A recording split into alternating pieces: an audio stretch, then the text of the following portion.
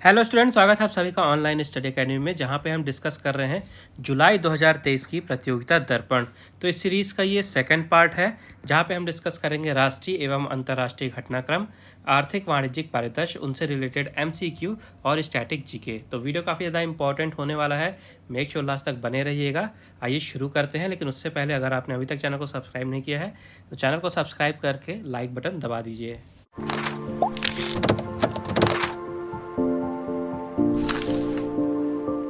तो सबसे पहला क्वेश्चन है, विश्व प्रेस स्वतंत्रता सूचकांक 2023 में किस देश ने शीर्ष स्थान हासिल किया है? तो अभी हाल ही में 2023 का विश्व प्रेस स्वतंत्रता सूचकांक जारी किया गया है, जिसमें टॉप पे रहा है नॉर्वे, फर्स्ट प्लेस पे रहा है नॉर्वे, सेकंड में आयरलैंड, थर्ड में डेनमार्क। एक क्वेश्चन ये भी याद रखिएगा कि एग्जाम में इंपॉर्टेंट होता है कि इस तरह के इंडेक्स और रिपोर्ट में भारत की रैंकिंग, तो भारत रहा है 161वें स्थान पे। इसके अलावा स्कोर भी याद रखिएगा, तो पहले नंबर पे नॉर्वे रहा है जिसका स्कोर था 95.16, ये स्कोर आउट ऑफ 100 है। आयरलैंड दूसरे पे था 89.91 के साथ, डेनमार्क तीसरे पे था 89.48 के साथ। भारत 161वें स्थान पे था, भारत का स्कोर था 36.62। अब टॉप किया है नॉर्वे ने, तो नॉर्वे का स्टैटिक देखते हैं। नॉर्वे के प्रधानमंत्री हैं जोनस गहर स्टोर, यहाँ की मुद्रा है नॉर्वेजियाई क्रोन और राजधानी है ओस्लो। फिर है लगातार तीसरी बार कौन मिस्र के राष्ट्रपति के रूप में निर्वाचित हुए हैं? तो हाल ही में रेसेप तैयप एर्दोगन मिस्र के राष्ट्रपति बने हैं और ये लगातार तीसरी बार मिस्र के राष्ट्रपति बने हैं। रेसेप तैयप एर्दोगन, इनका नाम आपको याद रखना है। और मिस्र की जो मुद्रा है ये है मिस्री पाउंड और राजधानी है कायरो। नेक्स्ट है, हाल ही में पृथ्वी विज्ञान मंत्रालय का प्रभार किसे सौंपा गया है? तो हाल ही में पृथ्वी विज्ञान मंत्रालय का जो प्रभार है ये सौंप दिया गया है किरेन रिजिजू को। याद रखिएगा, किरेन रिजिजू बन गए हैं पृथ्वी विज्ञान मंत्रालय के नए मंत्री। फिर आपको बताना है कि देश का पहला केबल स्टे रेल पुल कौन सा है जिसे जम्मू और कश्मीर के अंतर्गत बनाया गया है? तो भारत का पहला केबल स्टे रेल पुल है, इसलिए काफ़ी ज़्यादा इम्पोर्टेंट हो जाता है। ये पुल है अंजी खड्ड पुल, अंजी खड्ड पुल, इसे जम्मू और कश्मीर के अंतर्गत बनाया गया है। तो उधमपुर श्रीनगर बारामूला रेल लिंक परियोजना के अंतर्गत चेनाब की सहायक नदी है अंजी, तो इस अंजी नदी के ऊपर इस पुल को बनाया गया है, जिसके बाद इसका नाम पड़ा है अंजी खड्ड पुल। ये जो पुल है इसकी लंबाई है 725 मीटर और ये जो पुल है ये नदी के तल से करीबन 331 मीटर ऊंचाई पे बनाया गया है। तो कौन सा रेल लिंक परियोजना है? उधमपुर श्रीनगर बारामूला रेल लिंक परियोजना है। चेनाब की सहायक नदी है अंजी, जिसके ऊपर ये पुल बनाया गया है। तो ये स्टैटिक भी आपको याद रखने हैं। फिर एक और इम्पोर्टेंट क्वेश्चन है, कौन सी महिला अंतरिक्ष यात्रा करने वाली सऊदी अरब की पहली महिला बनी है? तो सऊदी अरब से एक महिला भी हाल ही में स्पेस में गई थी, जो कि हैं रयाना बरनावी, रयाना बरनावी। और काफ़ी ज़्यादा इम्पोर्टेंट क्वेश्चन है, क्यों? क्योंकि सऊदी अरब से ये पहली महिला बनी है अंतरिक्ष यात्रा करने वाली, रयाना बरनावी, इनका नाम आपको याद रखना है। और क्योंकि ये सऊदी अरब से थी, तो सऊदी अरब की बात करते हैं तो यहाँ के क्राउन प्रिंस और प्रधानमंत्री हैं मोहम्मद बिन सलमान, मुद्रा है सऊदी रियाल और राजधानी है रियाद। फिर है राष्ट्रीय सांख्यिकी कार्यालय यानी कि NSO। तो NSO के अनुसार 2022-23 के दौरान भारत की जीडीपी में वृद्धि कितनी रही है? तो NSO यानी कि राष्ट्रीय सांख्यिकी कार्यालय ने अभी अपना डेटा दिया है और उन्होंने बताया है कि वर्ष 2022-23 के दौरान भारत का जो जीडीपी ग्रोथ था ये 7.2% रहा है, 7.2%। तो यहाँ पे देखिए, जो पहली तिमाही थी Q1 यानी कि अप्रैल से लेके जून, अप्रैल से लेके जून 2022, यहाँ पे वृद्धि थी 13.1% की।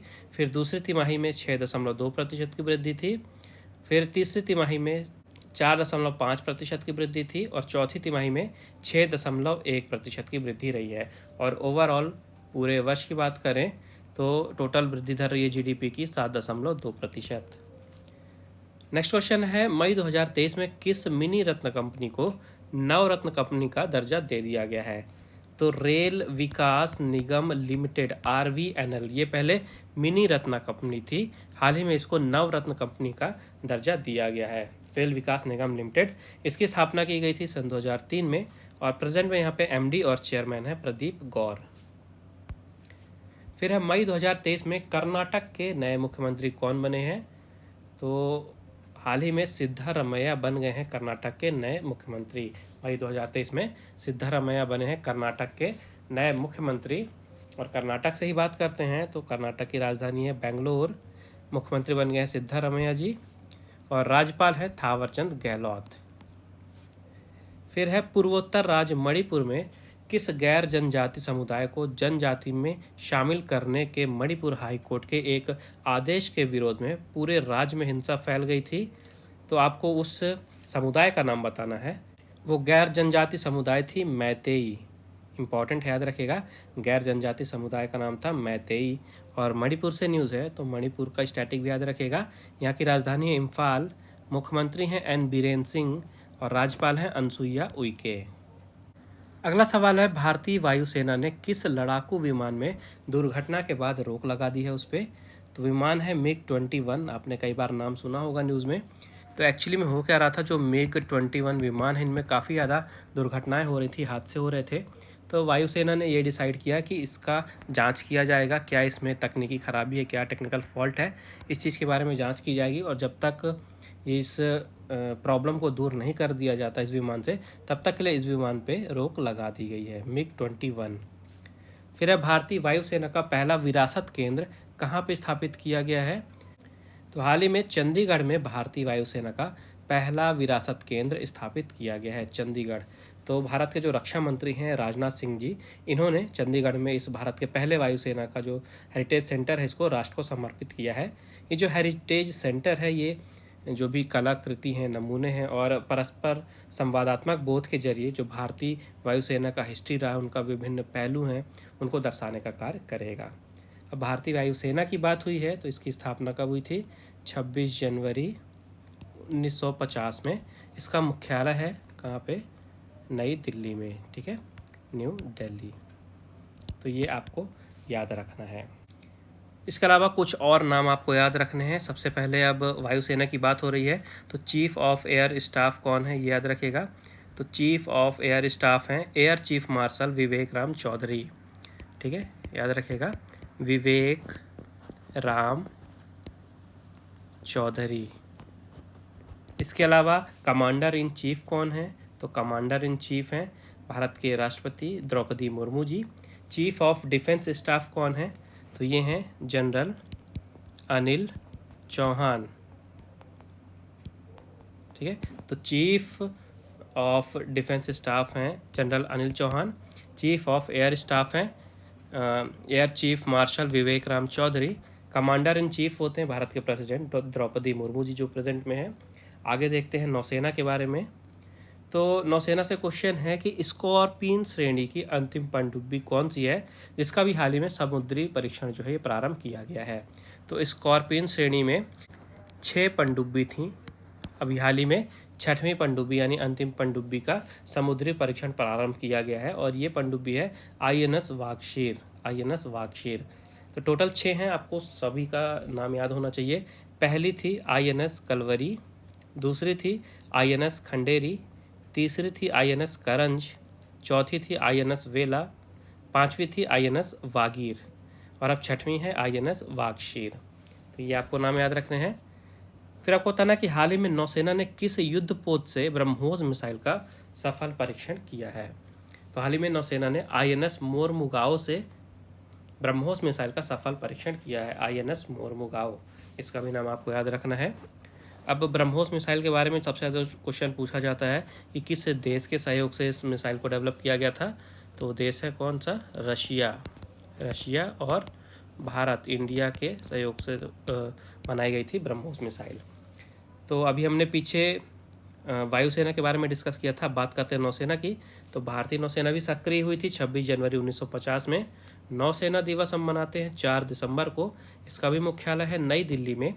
नौसेना के अध्यक्ष हैं R हरि कुमार जी। फिर अगला क्वेश्चन है, किस भारतीय AI सुपर कंप्यूटर का विश्व की शीर्ष 500 सुपर कंप्यूटिंग सूची में 75वां स्थान दिया गया है? तो AI यानी कि आर्टिफिशियल इंटेलिजेंस, कृत्रिम बुद्धिमत्ता। तो इसी टाइप का भारत का एक सुपर कंप्यूटर है जिसका नाम है ऐरावत।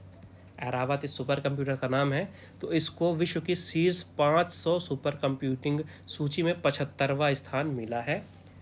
हाल ही में जर्मनी में संपन्न हुआ था 61वां अंतर्राष्ट्रीय सुपर कंप्यूटिंग सूची, जिसमें पुणे स्थित सीडैक का सुपर कंप्यूटर ऐरावत जो है इसको 75वां स्थान दिया गया है। भारत के लिए काफ़ी ज़्यादा प्राउड मोमेंट रहा ये। एआई के क्षेत्र में भारत ने दिखाया है कि इंडिया भी काफ़ी ज़्यादा स्ट्रॉन्ग है। जो इंडिया का सुपर कंप्यूटर है ऐरावत, इसको 75th प्लेस मिला है। इसका नाम आपको याद रखना है। ये जो सुपर कंप्यूटर है ये पुणे में सीडैक है वहाँ पे स्थित है, स्थापित किया गया है। जो सीडैक है इसका फुल फॉर्म याद रखिएगा। सीडैक का फुल फॉर्म है centre for development of advanced computing. Centre for development of advanced computing. फिर हाल ही में दूसरी पीढ़ी के नेविगेशन सैटेलाइट NVSS-01 का सफल प्रक्षेपण कहाँ से किया गया है? तो हाल ही में NVSS जो कि एक नेविगेशन सैटेलाइट है दूसरी पीढ़ी का, इसका सफल प्रक्षेपण किया गया है श्रीहरिकोटा के सतीश धवन अंतरिक्ष केंद्र से। सतीश धवन अंतरिक्ष केंद्र कहाँ पे है? श्रीहरिकोटा। प्रक्षेपण किया किसके द्वारा गया है? इसरो के द्वारा। इसरो है इंडियन स्पेस रिसर्च ऑर्गेनाइजेशन, जिसका मुख्यालय है बेंगलोर में। इसकी स्थापना हुई थी 1969 में और प्रेजेंट में यहाँ पे अध्यक्ष हैं एस सोमनाथ जी। तो ये सारी चीज़ें आपको यहाँ से रिलेट करके याद रखनी है। फिर हाल ही में भारत के नए संसद भवन का लोकार्पण किसने किया है? तो भारत का नया संसद भवन है ये, आप पिक्चर में जो देख रहे हैं ट्रायंगल शेप में, हाल ही में इसका लोकार्पण किया है भारत के प्रधानमंत्री नरेंद्र मोदी जी ने। कुछ इम्पॉर्टेंट पॉइंट्स हैं, कुछ फैक्ट हैं इससे रिलेटेड जो कि काफ़ी ज़्यादा इम्पॉर्टेंट है आपके आने वाले एग्ज़ाम के लिए। ये अकेला ही टॉपिक काफ़ी ज़्यादा इम्पॉर्टेंट है आपके आने वाले कोई भी एग्ज़ाम हो, किसी भी एग्ज़ाम की आप तैयारी कर रहे हो तो कुछ इंपॉर्टेंट पॉइंट्स आपको याद रखने हैं इससे रिलेटेड। आइए देखते हैं उन्हें। तो सबसे पहले ये जो संसद भवन है इसका डिज़ाइन किया गया है हसमुख सी पटेल डिज़ाइन के द्वारा, यानी कि HCP डिज़ाइन के द्वारा। ठीक है, ये जो पार्लियामेंट है ये 64,500 वर्ग मीटर के क्षेत्र में बनाया गया है। किस प्रोजेक्ट के तहत इसको बनाया गया है? तो प्रोजेक्ट का नाम है सेंट्रल विस्टा पुनर्विकास परियोजना। निर्माता है इस भवन के टाटा प्रोजेक्ट लिमिटेड। यहाँ पे लोकसभा की 888 सीट है और जो लोकसभा की थीम रखी गई है ये यहाँ पे जो मोर पक्षी है इसकी थीम रखी गई है। राज्यसभा में यहाँ पे 386 सीटें हैं जिसकी जो थीम रखी गई है राज्यसभा की ये कमल पुष्प के ऊपर रखी गई है। संयुक्त सत्र के लिए यहाँ पे जगह है 1224 सीटों का। इसको बनाने में बजट आया है लगभग 971 करोड़ रुपए का और 3 मुख्य द्वार है यहाँ पे आने के लिए। तीनों के नाम आपको याद रखने हैं, एक है ज्ञान द्वार, एक है शक्ति द्वार और एक है कर्म द्वार। तो ये कुछ इम्पॉर्टेंट पॉइंट हैं, फैक्ट हैं रिलेटेड नए संसद भवन से, इनको आपको याद रखना है। फिर है मई 2023 में संघाई सहयोग संगठन के विदेश मंत्रियों की बैठक कहाँ संपन्न हुई है? तो अभी हाल ही में मई 2023 में जो SCO है संघाई सहयोग संगठन, तो यहाँ के विदेश मंत्रियों की बैठक संपन्न हुई है गोवा में। याद रखिएगा गोवा में। जो SCO है यहाँ के सदस्य की बात करते हैं तो 8 सदस्य हैं, रूस, चीन, Pakistan, Kazakhstan, Uzbekistan, Kyrgyzstan, Tajikistan और भारत। आपको सदस्यों के नाम याद रखने हैं। SCO की स्थापना की गई थी 2001 में। इसका मुख्यालय है चीन की बीजिंग में और महासचिव हैं अभी झांग मिंग। ये स्टैटिक याद रखना है। और अभी कुछ ही समय पहले, 1 महीने पहले, अप्रैल 2023 में जो SCO के रक्षा मंत्रियों की बैठक थी ये नई दिल्ली में संपन्न हुई थी। ये भी आपको याद रखना है। ये ऑलरेडी मैंने पिछले मंथ की जो प्रतियोगिता दर्पण थी उस वीडियो में कवर कर दिया था। फिर है यूनाइटेड किंगडम और अन्य राष्ट्रमंडल देशों के राजा और रानी के रूप में किसका राज्याभिषेक मई 2023 को वेस्टमिंस्टर एब्बे में हुआ है? तो चार्ल्स तृतीय और कैमिला, याद रखेगा चार्ल्स तृतीय और कैमिला, ये यूनाइटेड किंगडम के नए राजा और रानी के रूप में इनका राज्याभिषेक अभी किया गया है। अब आप इस टॉपिक से रिलेटेड सबसे ज़्यादा कन्फ्यूज़न होता है नाम को लेके। एक होता है यूनाइटेड किंगडम, एक होता है ग्रेट ब्रिटेन। तो सबसे ज़्यादा इन दो नामों में कन्फ्यूज़न होता है। तो आइए थोड़ा शॉर्ट में से देख लेते हैं जल्दी से। तो देखिए आप पिक्चर में देख रहे हैं मैप में, स्कॉटलैंड है यहाँ पे, यह है इंग्लैंड, वेल्स, नॉर्दर्न आयरलैंड और रिपब्लिक ऑफ आयरलैंड। अब ध्यान से देखिएगा, स्कॉटलैंड, इंग्लैंड और वेल्स, इन तीनों को मिला के बनता है ग्रेट ब्रिटेन। स्कॉटलैंड, इंग्लैंड और वेल्स मिला के बनाते हैं ग्रेट ब्रिटेन। अब यहाँ पे देखिए रिपब्लिक ऑफ आयरलैंड और नॉर्दर्न आयरलैंड है, ये दोनों मिला के बनाते हैं पूरा आयरलैंड। अब अगर हम ग्रेट ब्रिटेन में नॉर्दर्न आयरलैंड को जोड़ दें, ग्रेट ब्रिटेन में नॉर्दर्न आयरलैंड को जोड़ दें तो ये मिलके बन जाएगा क्या, यूनाइटेड किंगडम। और यूनाइटेड किंगडम में ही अगर हम रिपब्लिक ऑफ आयरलैंड को भी मिला दें, यानी कि ग्रेट ब्रिटेन प्लस आयरलैंड कर दें, तो ये बन जाता है ब्रिटिश आइल। तो इस तरह से आपको पिक्चर के जरिए याद रखना है, यहाँ पे काफ़ी ज़्यादा कन्फ्यूज़न होता है स्टूडेंट्स को। फिर है, हाल ही में भारत ने किस देश को एक तेज गश्ती जहाज और एक लैंडिंग आक्रमण जहाज सौंपा है? तो हाल ही में भारत ने मालदीव को एक तेज गश्ती जहाज और इसके साथ ही एक लैंडिंग आक्रमण जहाज सौंपा है मालदीव को। मालदीव के राष्ट्रपति हैं इब्राहिम मोहम्मद सोलिह, यहाँ की मुद्रा है मालदीवियन रुपया और राजधानी है मालदीव की माले।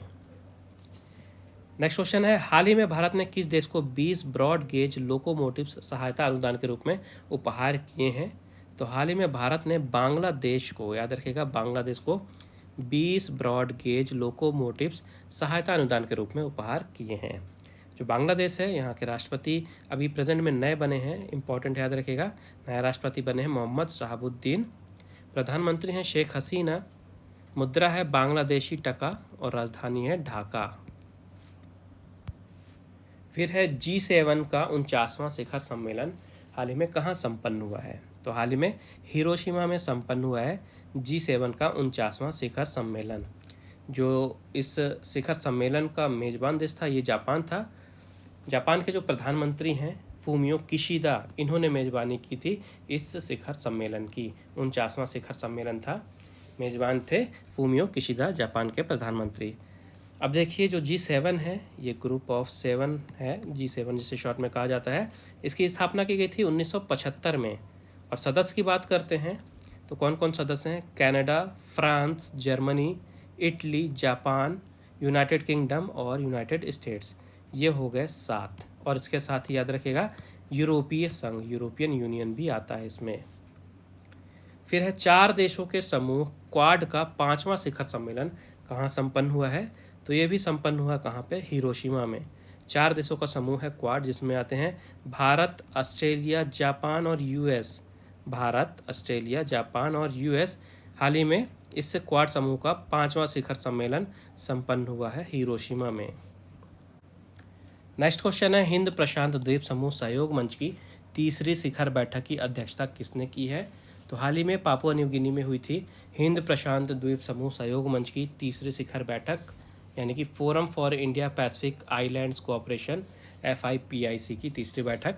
इसकी अध्यक्षता की थी भारत के प्रधानमंत्री नरेंद्र मोदी जी ने। ये जो कॉपरेशन है इसका गठन 2014 में प्रधानमंत्री नरेंद्र मोदी जी ने फिजी यात्रा के दौरान किया था, जिसमें Bharat, cook islands, Fiji, Kiribati, Marshall Islands, Micronesia, Nauru, neo, Samoa, Solomon islands, Palau, Papua New Guinea, toga, Tuvalu और वानुआतू सदस्य हैं। तो इसकी अध्यक्षता की थी नरेंद्र मोदी जी ने, ये आपको याद रखना है।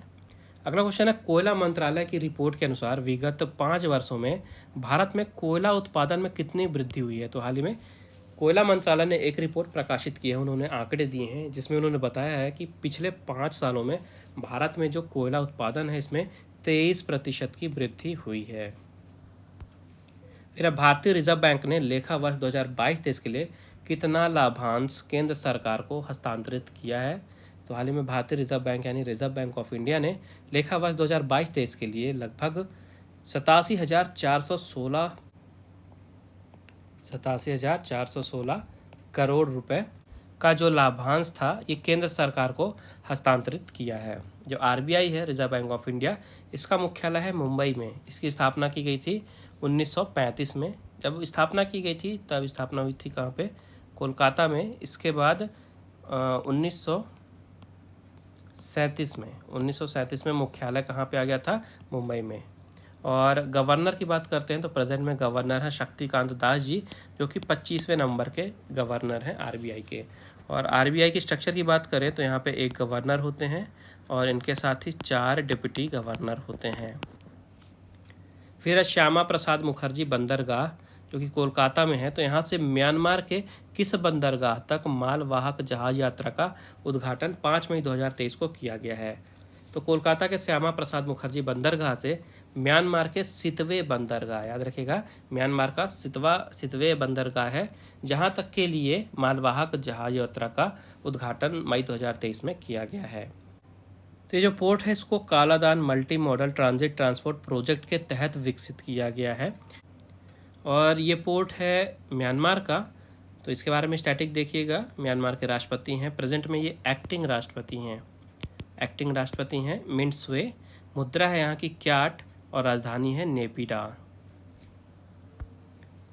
फिर है सोशल मीडिया प्लेटफॉर्म ट्विटर का नया सीईओ मई 2023 में किसे नियुक्त किया गया है? तो लिंडा याकारिनो, याद रखिएगा, लिंडा याकारिनो ये ट्विटर की नई सीईओ बन गई हैं। फिर किस देश में एक सोने की खदान में 6 मई 2023 को आग लगने से 27 लोगों की मौत हो गई?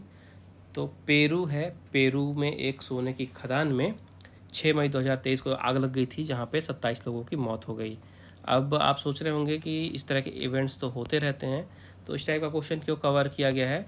तो इस टाइप का क्वेश्चन इसलिए कवर किया गया है क्योंकि ये आग जो है सोने के खदान में लगी थी और जो पेरू है ये दुनिया का शीर्ष सोना उत्पादक देश है।